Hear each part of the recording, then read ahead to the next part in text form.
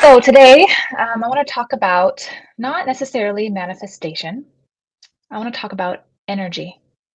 And Terry made a great point earlier that everything is energy. And when we focus just on the external, when we focus on just what we're doing, what we're saying, what we're thinking, but not addressing the underlying energy associated with those things, then it's like walking up a hill with 5 pound weights on your feet. What we are doing is we are noticing and becoming aware of the energies that are pulling, because when we talk about the law of attraction, we are talking about how these energies within us, what we are, what we have become, is attracting the life that we live. And I wanted to give you this little visual. It's like holding up a flower, and you're trying to attract good things in your life because it smells so good. You want to attract people and things and experience in your life that are positive and beautiful. But you're standing on a pile of trash, and it's just emanating this smelly aroma, and it's kind of pushing things away. So this is your subconscious. A lot of times there is a lot in our subconscious that is almost it's attracting things to us that we don't desire. It's attracting experiences and people in our life because of the frequencies that we hold in our body. It's this process is also about considering that we are not just human. So if we're just working from our humanness, the 3D world, we're focused on just the 3D. So what we do, what we can create and control on the physical level. What I do and what JB mentioned is working with the subconscious, working with the metaphysical, working with the frequencies that we don't see but we can feel. What frequencies we have created. So integrating our soul into our humanness, because this life isn't just our humanness, it is our soul that is experiencing this life through a human body. So this is the goal of this work that I teach, and that we teach at Masters of Self University, is integrating your soul into your human body. Because when you're able to do that, when you're able to become aligned with your soul, that's when you can create the life that you want. That's when you can bring in and manifest and create whatever you want, because you have the energy backing that. So when you have, I wanted to go into the three aspects of an integrated soul. So an integrated soul in a human body. One is that we are a creator, we co-create. And I know many of you have heard just how much we can understand and create about this life, especially with that first 0 to 7 years. This is when we are creating our understanding of who we are. We are trying to really figure out what this world is all about.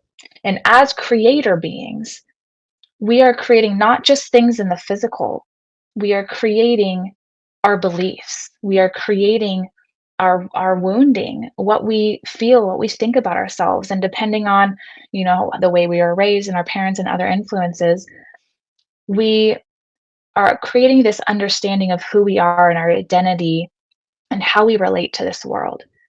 So if there happens to be, most of us, because we weren't brought up or taught by enlightened beings, we've developed a false sense of self, this false sense that maybe we're not good enough.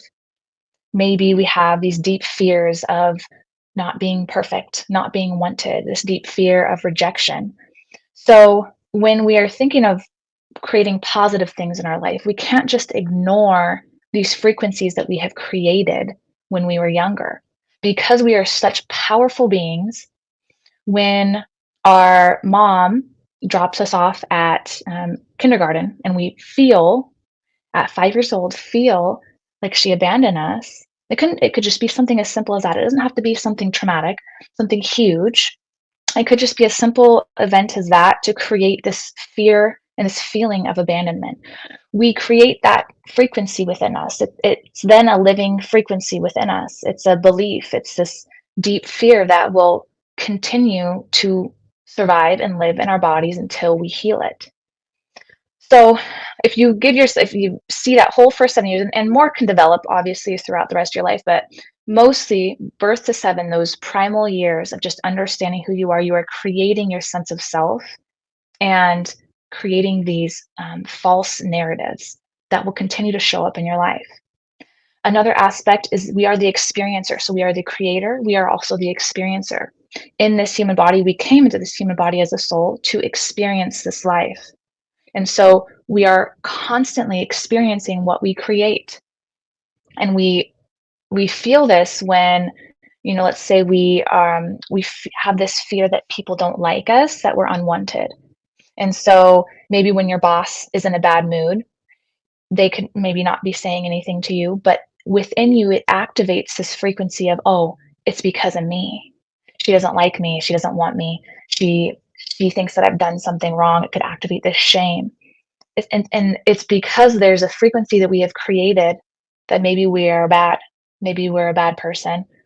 Um, and this situation is allowing you to experience that. And we continue to experience throughout our whole life what we have created. And we can't just get rid of these frequencies. We have to change them. Energy never dies. And like Terry said, everything is energy. So you need to learn how to work with energy. Energy you can't just let go or breathe out. It has to be transformed. So the second aspect, experiencer. So we are the creator. We are the experiencer. We are experiencing what we create. We are co-creating with our soul and our human body. The third aspect is the observer. And not everybody gets to this point of being able to be the observer of your life. When you are getting lost in the frequencies, getting lost in the wounds, and are unconscious to your choices, where you don't have that awareness and you're not able to observe, you're not able to make any changes. You're not able to transform or heal anything that is keeping you lower.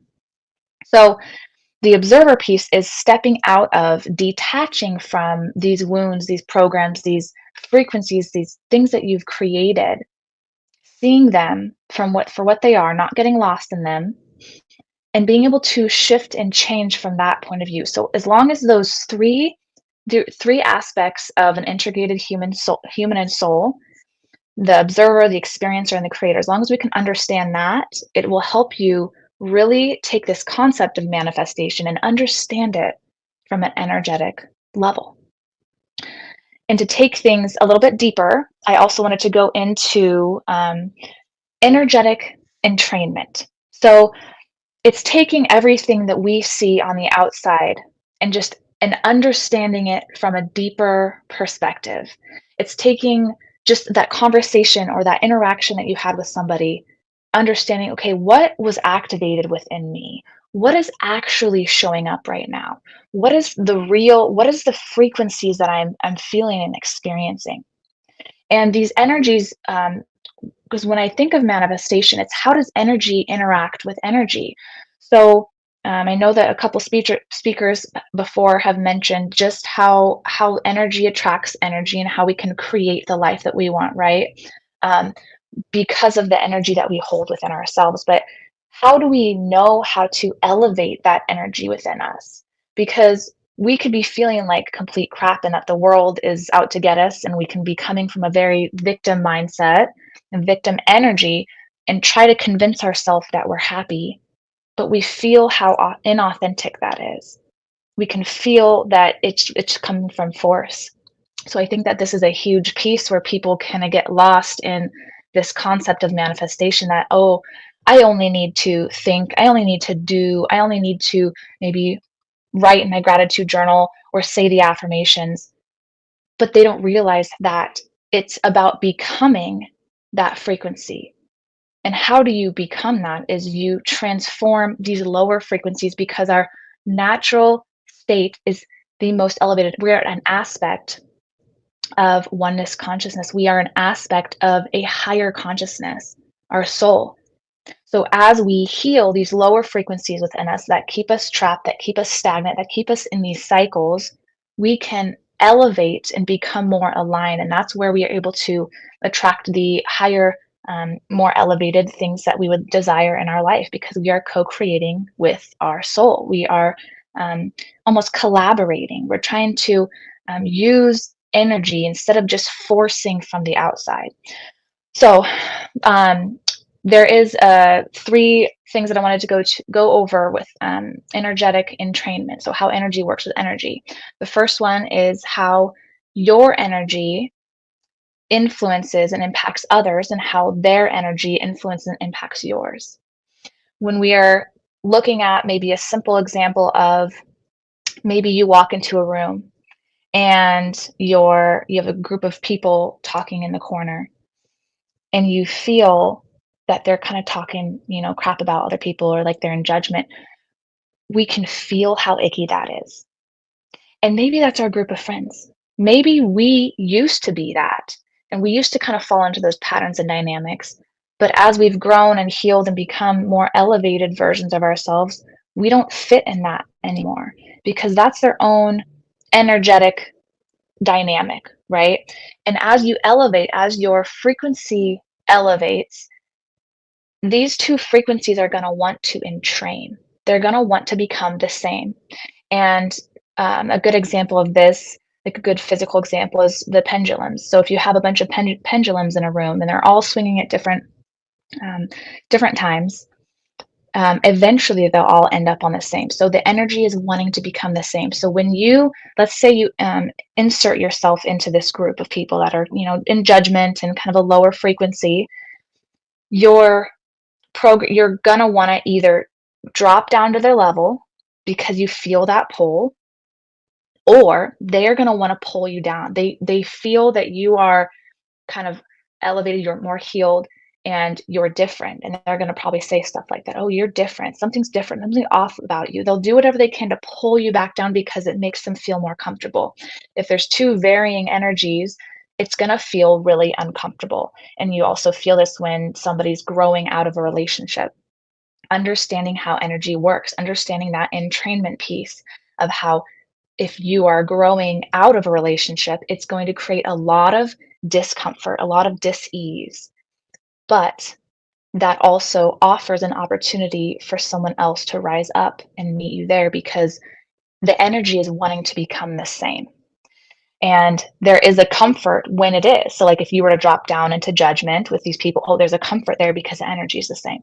If your partner was to come up and meet you here and rise up and elevate higher, you would have a comfort there. You would have a more elevated, connected, beautiful relationship. Another aspect of this is you and the universe. So when we talk about energetic entrainment, this is what people might refer to as manifestation. When your inner energy, when your vibration, I don't like to use that term because it's kind of overused and people don't really understand that, but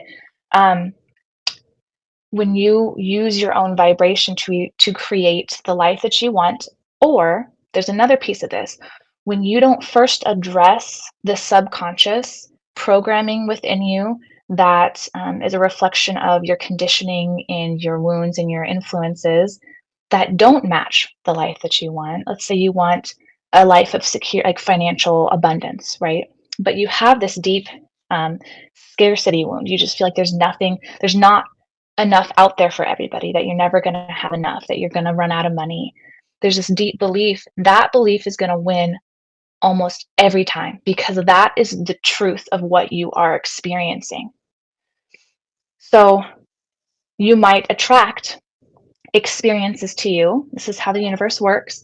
You might attract experiences to you where you will be experiencing that scarcity. You will be experiencing what it feels like to not have any money, because the universe is giving you an opportunity to go in and heal these frequencies that are within you, to elevate, to then be able to attract more money to you. If you have this desire to want to have a healthy, secure relationship, but you have this fear, this belief, this frequency within you that is this belief that you are not good enough, or somebody's going to leave you, someone's going to abandon you, you will attract that situation. You will attract somebody because of the energy that you're giving off that is going to leave you, or that you're going to feel like is going to leave you. So you have an opportunity to heal that part of you. And when you heal that part of you, you will attract a beautiful, successful, secure relationship. And the last part here that I want to go over is energetic entrainment within yourself. And Bill mentioned this too, is that when you just try to change everything in your world, change everything for other people, that's not going to work because you first need to start with you. You first need to address what within you needs your attention and needs to be healed. So by staying connected to your soul, to this higher part of you, to this most elevated, most enlightened frequency within you, the truth of who you are, while observing, while feeling, while bringing up these lower frequencies, these wounds, these um, false beliefs about yourself, bringing love. I know that it's like an overused statement, just love yourself. It's not up here, it's an energetic process.